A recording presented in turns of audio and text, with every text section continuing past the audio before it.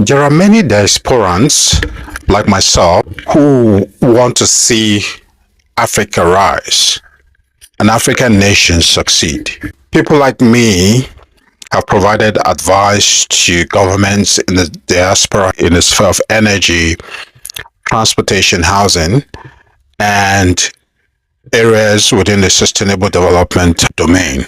And a lot of us in the diaspora are willing, I can speak for myself, I'm willing to provide free advice to any African government that really needs to succeed. There's wealth of knowledge out there. So knowledge on how to succeed, there are models of success. And knowledge on how to succeed is no longer hidden.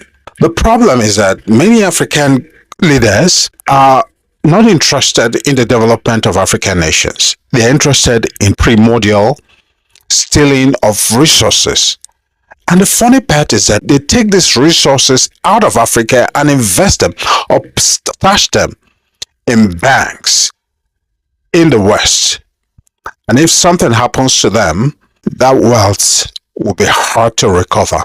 And I speak about people like Abacha, Mobutu Sese Seko. The stolen wealth that they stashed away from their various countries are packed in Western banks, in Switzerland, in London, in different financial capitals around the world.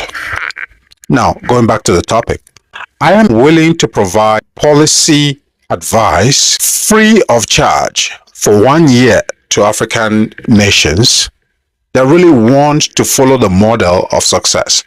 Now, here's how it's going to work, because I know how some of those places act. We're going to sign a contract that is going to be published on the terms of the engagement. You will not pay me for 1 year.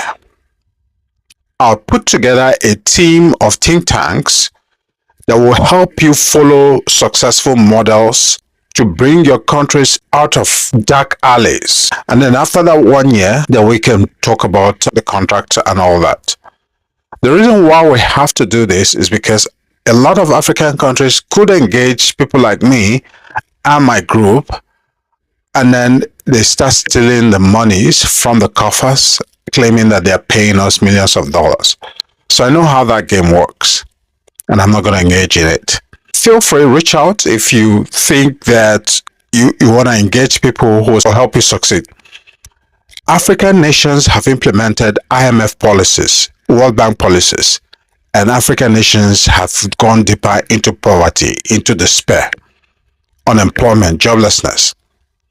So it is time to jettison advice from